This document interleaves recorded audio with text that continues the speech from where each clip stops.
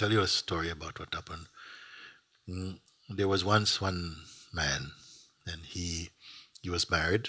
He had 2 children, but he was very, very detached, very dispassionate man. And many things happened. People went and stole things from his house, and he didn't mind. People say, they took your donkey. He says, it's okay. They can have. Maybe they need it. It's okay. He would never.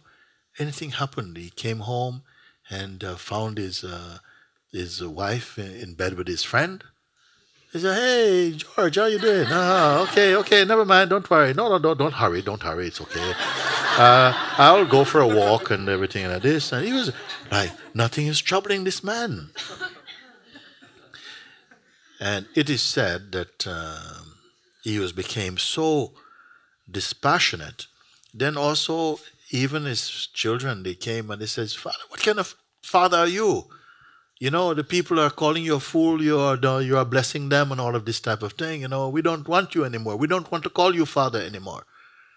"Oh, yes, you're quite right. It's okay. I'm very sorry about this. But if you enjoy to call this man father, it's good. I think he's a very nice person. Call him father is good. I also call him father. It's okay."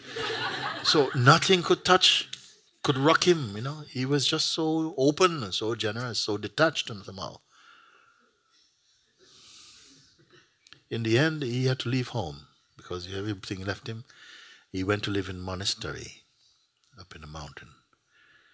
In the monastery, a very simple place, his job each day, there was to go, and there was like a Japanese garden, like sand, and he would just go and he would just take a rake and he would move in the sand and clean, pure thing like this, like a Zen movement. And then after he finished, he did his washing and all these things he had to do. Then he would spend his day sitting on this rock.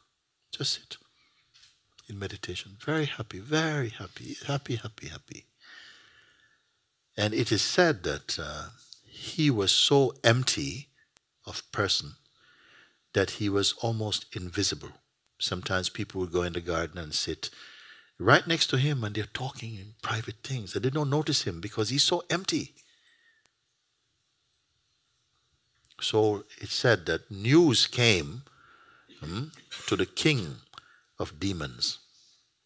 The king of demons heard about this mortal, a human being, who is about to enter into nirvana itself, the pure state of pure bliss. And they said, no, we can't afford this. No one from that world should come to nirvana as long as we are here. So he called 3 of his most, what you may call, attentive demons. Come. They arrive. "My lord," they come. He says, "Yes, you have heard of this monk? Almost invisible monk?" "Yes, my lord, we have heard. We cannot allow for a mortal to slip into immortality like this. You go and find something about him." He said, "But actually, we were the ones who have been following him, my lord. We did everything to try and really to break him. We are the one who caused his friend to go and stay with his wife. But he's not attached to anything. He must be attached to something. Yeah, I was the one who saw his children, and his children told him, 'We don't want you as a father. You're not good enough.' And it did not trouble him.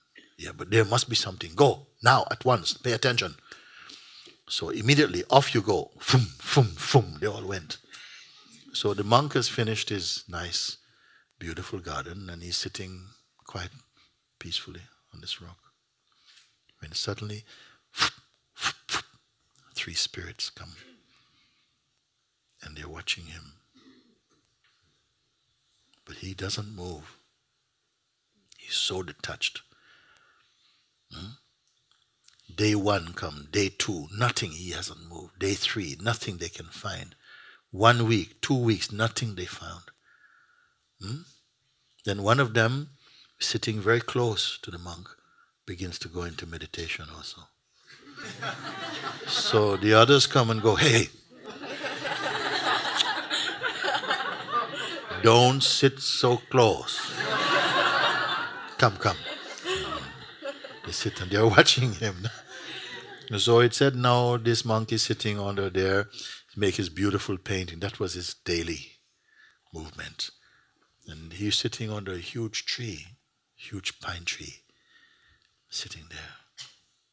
And nothing's happening. One day, a wind passes. And a little twig, because of the wind, a little twig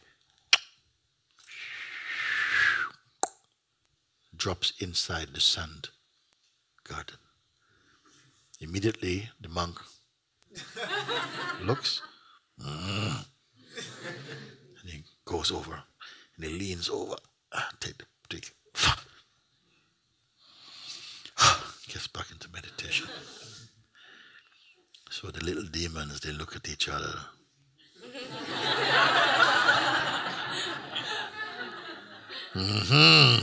Yeah.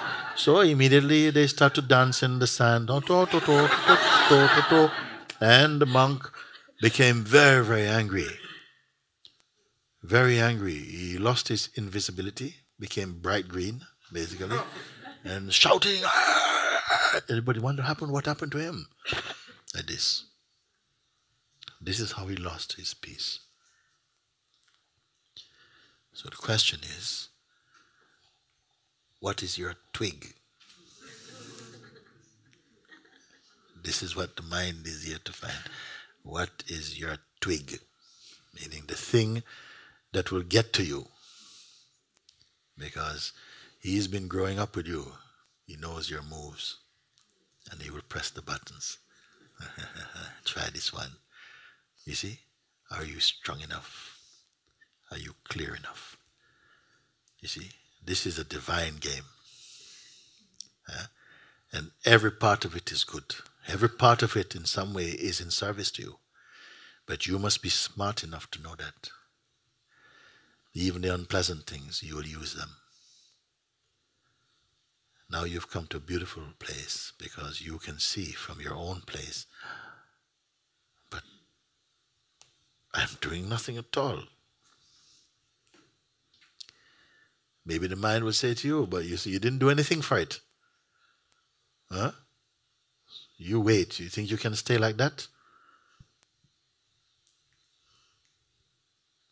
Or you may say, but how can I keep this? And you think, yes, Muđijem, how can I keep this? And I would say, how are you keeping it now?